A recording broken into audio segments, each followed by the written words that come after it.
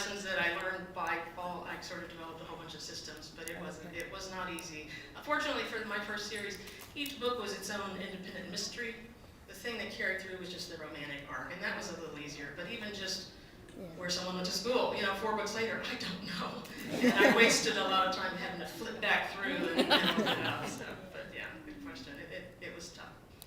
And can we have the hour-long seminar in a minute? Because I want to know the whole story of that. Yeah. Well, very good. Now that's great. Maybe we'll look for, maybe you've done some, is it on your website or? No, but I should put it up there. Yeah.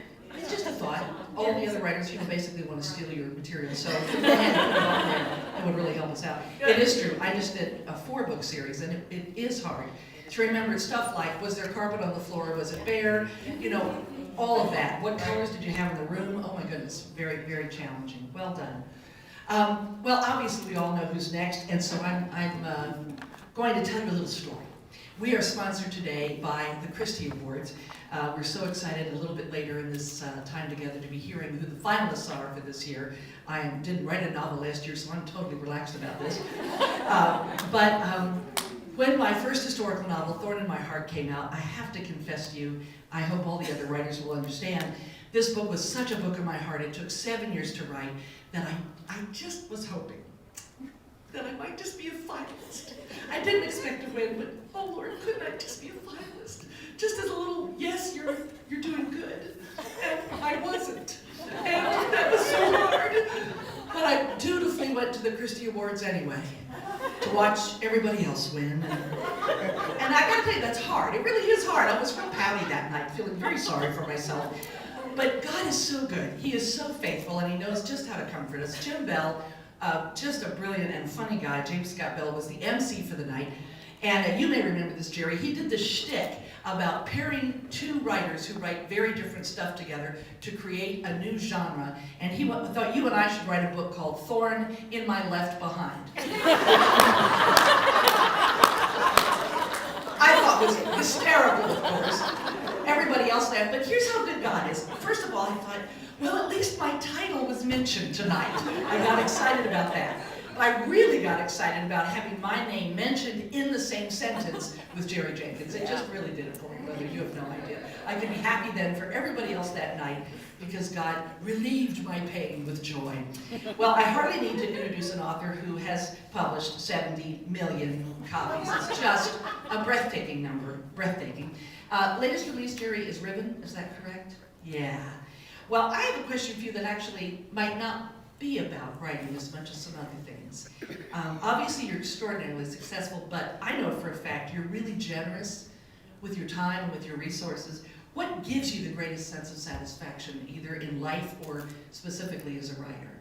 Because we assume that success alone is all it would take to be happy, and I think Jerry's found something else. No, it's just a success. Okay. Well, do we have any questions from the audience? Well, a lot of people assume, I think, when they see us up here, one of the great satisfactions of being a writer, by the way, is having colleagues. Writing is such a lonely profession that to come and to be able to talk with other people who have the same struggles and same worries and same frustrations, it's really great to just have friends and colleagues who are in the same business. But a lot of people say you must love writing. And I guess I'm speaking only for myself, but writing is not something you love. I mean, I love being able to do it. Maybe, Liz, the way you like to be able to speak because there aren't too many people who can do it.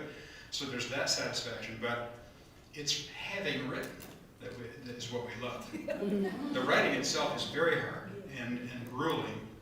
And so when you're in the middle of it and people say, oh, what a glamorous life. It must be wonderful to be a writer. It's wonderful to be done. That's what's going on. And I was talking to some college students, and one of them was sort of starstruck. He said, what's it like to be a full-time freelance writer? I said, it's like having homework every night for the rest of your life. Does that sound glamorous to you?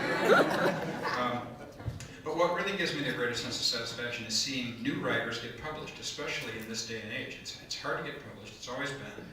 But here we are with this horrible economy, and with publishers saying, we want people with platforms.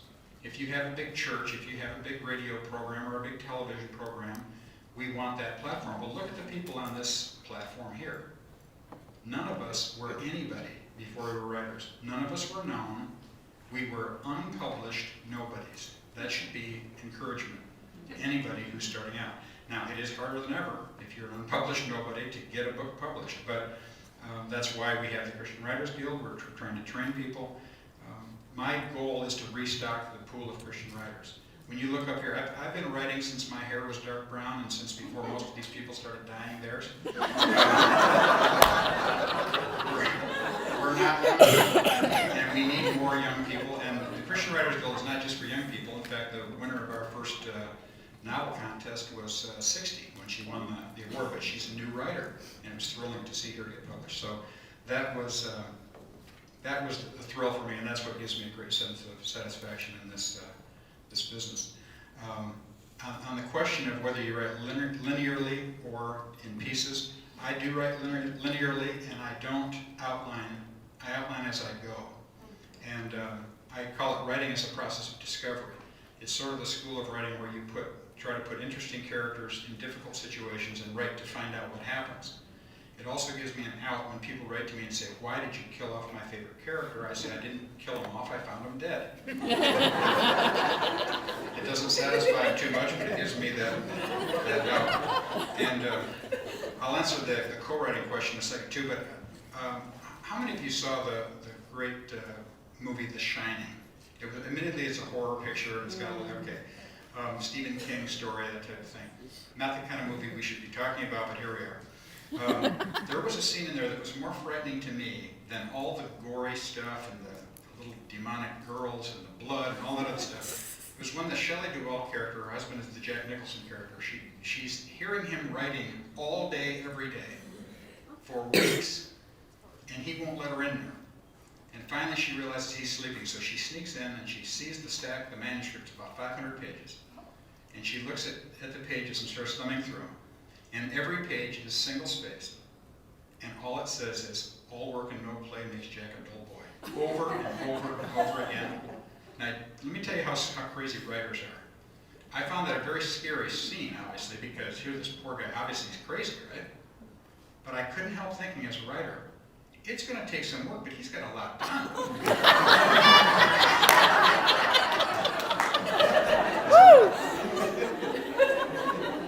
As far as co-writing, I would never do it. I think co-writing is very difficult. I would hate to risk a friendship co-writing. I don't think I couldn't co-write fiction. I admire the fact that, or maybe I could with Jeanette. I mean, she'd be wonderful to work with Davis, but I'm not going to try that. I don't want to risk the friendship. The reason I think that the Dr. LaHaye and Jerry Jenkins tandem works is because he's a nonfiction writer who doesn't want to write fiction. And when we write, I'm doing the writing. So he's the expert. It was his idea. He's the theologian and scholar. When I have a question theologically, I defer to him, and he defers to me on the writing, and so it's worked out really well that way. Yeah, I'd say it's worked out exceptionally well. Any questions for Jerry? Yeah? Actually, I have a question for all of the speakers. Where do you come up with your different ideas, settings, and characters? I mean, if you live in one area, then like Terry writes about the swamps. I mean, she works settings in, small community towns, and then you give different personalities. One's an introvert, and one is the go-getter or something. Where do you generate these different and research your information to be accurate? Boy, that's a long answer. Jerry, I'm going to let you answer that and let you kind of speak for all of us, and then down the line, if somebody wants to throw in another thing, we'll come back to it, but go ahead. We make it up. There you go. I realize that's a simplistic answer, but I do think that if there's a common characteristic among us as novelists, we're very curious, and we don't forget things. You hear a conversation, you are aware of the tone, you think about what the person's really thinking. I tend to write about my own locale too. Even the Left Behind series is set in, a lot of it's set in the Chicago area. Part of the reason for that was when I was a teenager, I worked at a newspaper, and I actually had an editor say, I don't want a story about the second coming unless it happens in Mount Prospect, Illinois. And I thought, that stuck with me forever, and I thought, when I write about the second coming, it's going to happen in Mount Prospect. And I knew what he meant. Local paper needs to be a local paper, but it has to, the reason we write about the locales we know about is that I don't want to have somebody going the wrong way down a one-way street. I read a novel that was otherwise very good, but you want people to suspend, the willing suspension of disbelief. If you get a fact so wrong, I read a novel where the guy said that cops were chasing this guy, and he drove east out of the loop in Chicago for 20 miles. Not without an amphibious vehicle, he didn't. And it just ruined the whole thing for me. This guy didn't know Chicago. So I write about places where they're not going the wrong way down a one-way street, etc. And then as we travel, we may be going someplace for pleasure, but you gather up the local stuff. You get the catalogs and maps and the flavor and all that, and use it so that it's a lot of times you want to write about people being in the great capitals of the world. You should have been there so you can smell it, feel it, taste it. That's important. So we use everything we've got. I often talk about, when I teach writing fiction, is that you spend a lot of your time filling up a boxcar from one side with all the stuff you know and want to have in there. And then when you go to write, you go around the other side and start unloading. You may not use it all, but you want to have a really full boxcar before you start.